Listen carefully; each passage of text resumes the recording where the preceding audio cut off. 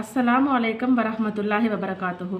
సోదరులారా, సోదరిమణులారా, ప్రవక్త సల్లల్లాహు అలైహి వసల్లం వారు నరకంలో 6 స్త్రీలను చూశారు అని చెప్పాను కదా.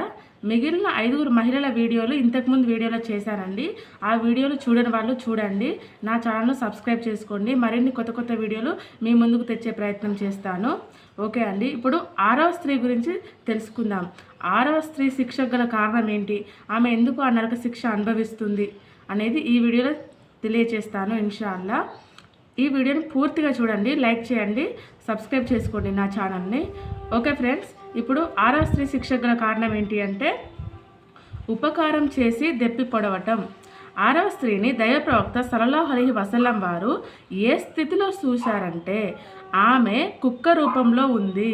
ఆమె నోట్లో నుంచి అగ్ని లోపలికి వెళ్ళి మళ్ళీ బయటికి వస్తుంది.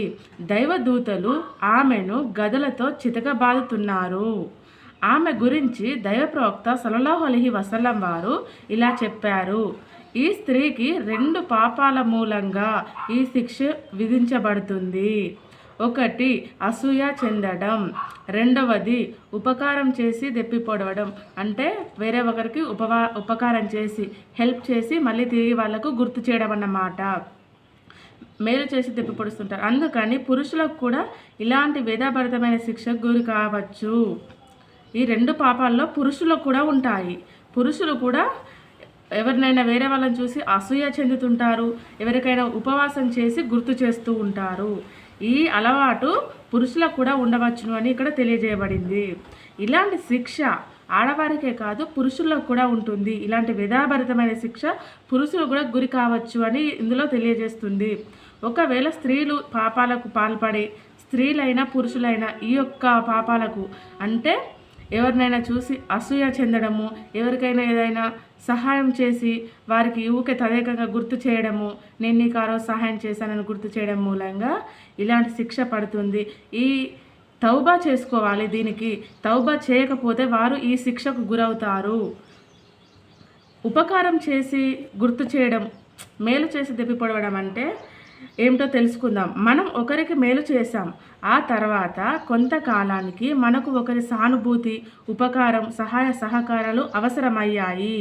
కానీ ఆ పరిస్థితిలో మనం మేలు చేసిన వ్యక్తి మనకు సహాయపడలేదనుకోండి, మనం వెంటనే అతన్ని పట్టుకొని నీకు అవసరం వచ్చినప్పుడు మేము నీకు ఎంతగానో సహాయం చేశాము, కానీ మాకు అవసరం వచ్చినప్పుడు నువ్వు చిలకలా ముఖం చాటేశావే అని అనేస్తాం. మేలు చేసి దెప్పి పొడవడం అంటే ఇదే. ఎవరికైనా హెల్ప్ చేసి మళ్ళీ గుర్తు చేయడం, సహాయం చేసి. స్త్రీలలో ఈ వ్యాధి చాలా ఎక్కువగా ఉంటుంది. ఎంత ఎక్కువగా అంటే కొందరు ఆడవాళ్ళు వాళ్ళ తోటి కోడళ్ళకు చేసిన సహాయం అస్సలే మర్చిపోరు, వాళ్ళ ఆడపడుచులకు చేసిన సహాయం అసలు. కొందరు ఆడవాళ్ళు అయితే 10 సంవత్సరాలు 20 సంవత్సరాలైనా గుర్తుపెట్టుకుంటారు. ఫలానా రోజు నీకు సహాయం చేశాను నేను వాళ్లకు అని అందరికీ చెప్పుకుంటారన్నమాట. చేసిన సహాయాన్ని మర్చిపోండి. మేలు చేసి తెప్పుకోవడం అంటే ఇదే. స్త్రీలలో ఈ వ్యాధి చాలా ఎక్కువగా ఉంటుంది.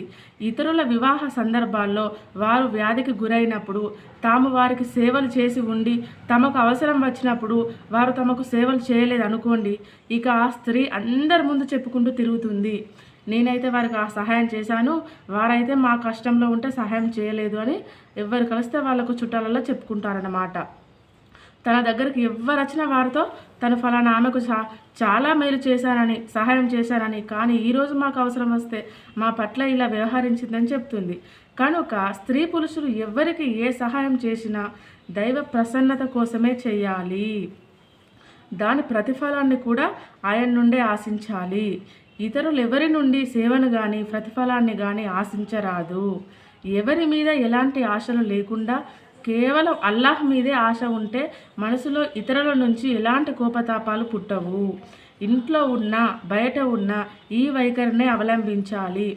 ఏది చేసినా కేవలం అల్లాహ్ కోసమే చేయాలి. పుణ్యం కూడా అల్లాహ్ నుండే ఆశించాలి. అంతేగాని స్నేహితుల నుంచి, బంధుమిత్రుల నుంచి ఎలాంటి ప్రతిఫలాన్ని ఆశించరాదు. ఒకవేళ ఎవరైనా ఏదైనా సహాయం చేస్తే అది వారికి ఉపకారం అనుకోవాలి, లేకపోతే దేవుడి మీదే ఆశ పెట్టుకోవాలి. ఈ పద్ధతిని పాటిస్తే ఇన్షాల్లా మనసులో బాధలేవి ఉండవు. ఎవ్వరికి ఏ సహాయం చేసినా కూడా దాన్ని మీరు మర్చిపోండి. తిరిగి వారి దగ్గర నుండి ఆశించకండి. అది అల్లా తరఫున మనకు వస్తుంది. ఏదో ఒక రోజు మనం చేసిన మంచి తిరిగి మనకు వస్తుంది. ఎప్పటికైనా కూడా చేసిన సహాయం మర్చిపోండి. మీకు ఎవరైనా ఏదైనా సహాయం చేస్తే అది గుర్తుపెట్టుకోండి. ఫలానా వారు నాకు ఈ సాయం చేశారు కష్టంలో ఉన్నప్పుడు, వారు సంతోషంగా ఉండాలి అని వారి కోసం దువా చేసే ప్రయత్నం చేయండి. అంతేకాని మీరు చేసిన మేలు ప్రత్యేకంగా ఎప్పటికీ గుర్తుపెట్టుకొని మళ్ళీ మళ్ళీ వాళ్ళకు గుర్తు చేయకండి. అది చాలా పెద్ద తప్పు. దానికి శిక్ష ఉంది అని ప్రవక్త వారు చెప్పారు. అందుకని సోదరులారా, ఈ రోజు నుంచి ఎవరికి ఏం హెల్ప్ చేసినా కూడా వారిని తిరిగి అలా ఎత్తేయడం అన్నట్టు అనకండి. వాళ్ళకు గుర్తు చేయడం, వాళ్ళ మనసుల్ని బాధ పెట్టడం చేయకండి. మీ సహాయం అనేది ప్రతి ఒక్కరి జీవితంలో మనకు ఎంతోమంది చేస్తారు, తిరిగి మనం కూడా కొన్ని సందర్భాలలో వేరే వాళ్ళకు చేస్తాం. అది సహజమే ఈ జీవిత కాలంలో. అందుకని మనం చేసిన సహాయం చేశాను అనడం వల్ల నువ్వు చేసిన సహాయానికి పుణ్యాలు పడవు. తద్వారా ఇంకా నరకం కూడా వచ్చే ఛాన్స్ ఉన్నది. అందుకని ఎప్పుడు కూడా అలా అనుకోవద్దు. నెక్స్ట్ శిక్ష రెండవది ఏంటి? అసూయ చెందడం. ఒకటవది ఉపకారం చేసి గుర్తు చేయడం అయిపోయింది. ఇప్పుడు ఆమె కుక్క రూపంలో ఉంది. ఆమె నోట్లో నుంచి అగ్ని లోపలికి వెళ్ళి బయటికి వస్తుంది. దైవదూతలు గదలతో చితకబాదుతున్నారు. దీనికి 2 కారణాలు: అసూయ చెందడం, రెండోది ఉపకారం చేసి గుర్తు చేయడం అని చెప్పాను కదా. ఇప్పుడు ఉపకారం చేసి గుర్తు చేయడం గురించి అయిపోయింది. అసూయ గురించి తెలుసుకుందాం. అసూయ అనేది ఈ 2 శిక్షకు ఇది కూడా కారణమే. ఈ రోజుల్లో అసూయ మహమ్మారి ఎంతగా ప్రబలిపోయిందంటే ఎవ్వరూ కూడా ఎదుటి వ్యక్తి బాగా తింటుంటే సహించలేరు, తాగుతుంటే సహించలేరు, మంచి బట్టలు తొడుక్కుంటే సహించలేరు.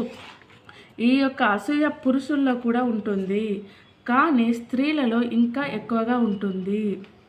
ఉదాహరణ, ఎవరైనా మంచి బట్టలు తొడుక్కోవడం చూస్తే మనసులో అసూయ పుడుతుంది. ఇతరులకు మంచి ఇల్లు ఉంటే అసూయ కలుగుతుంది. ఎవరైనా చాలా వేగంగా అభివృద్ధి సాధిస్తూ ఉండడం చూస్తే అసూయ పుడుతుంది. అలాగే ఇతరుల ఆస్తి అంతస్తుల్ని, అందచందాలని, సిరి సంపదల్ని, ఆరోగ్యాన్ని, ఆలుబిడ్డల్ని ఒక్క మాటలో చెప్పాలంటే ఇతరుల దగ్గరున్న ప్రతి అనుగ్రహాన్ని చూసి అసూయ చెందడం జరుగుతుంది. ఇలా అసూయ చెందకూడదు, అసూయ పడకూడదు. అబూ హురైరా రజియల్లాహు అన్హు కథనం ప్రకారం దైవప్రవక్త సల్లల్లాహు అలైహి వసల్లం వారు ఇతరులను చూసి అసూయ చెందకండి అని చెప్పారు. ఒక అగ్ని గడ్డిని ఎలా కాల్చివేస్తుందో మనం ఇతరుల పట్ల అసూయ చెందడం వల్ల మన సత్కర్మలు, మన యొక్క పుణ్యాలు కూడా అలాగే తొలగిపోతాయంట. ఇతరులను చూసి అసూయ చెందడం మూలంగా మనం విధాభరితమైన శిక్షకు గురయ్యే అవకాశం ఉన్నది. మళ్ళీ మన కర్మపత్రంలో కూడా మన ఎవరి మీదైనా అసూయ చెందితే అల్లాహ్ మన కర్మపత్రాలు కూడా చూడడు అని కూడా ఉంది. అసూయ భావం ఏమిటంటే మనిషి ఇతరుల దగ్గరున్న అనుగ్రహాన్ని చూసి మనసులో కాలిపోతుంటాడు. ఆ తర్వాత ఆ అనుగ్రహం అతని దగ్గర నుంచి తొలగిపోయి తనకు లభించాలని కోరుకుంటాడు. అంటే ఇతరుల అనుగ్రహాలు క్షీణించిపోవాలని కోరుకోవడం అసూయ అన్నమాట. ఇది ఘోరమైన పాపం. ఈ పాపం మూలంగానే ఆ స్త్రీకి విధాభరితమైన శిక్ష విధించబడుతుందని దైవప్రవక్త సల్లల్లాహు అలైహి వసల్లం వారు ఈ హదీసులో వివరించారు. చెప్పొచ్చేది ఏమిటంటే 4 పాపాలు స్త్రీ పురుషులు ఇరువురిలోనూ ఉంటాయి. 1 అబద్ధం పలకడం, 2 చాడీలు చెప్పడం, 3 మేలు చేసి గుర్తు చేయడం, 4 అసూయ చెందడం. ఈ 4 పాపాలు మన సమాజంలో సర్వసాధారణమైపోయాయి. ఈ పాపాలు ఎవరిలోనైతే ఉంటాయో వారికి పరలోకంలో శిక్ష ఉంటుంది. ఇహలోకంలో కూడా ఈ పాపాల వల్ల వారు శిక్షకు గురవుతారు.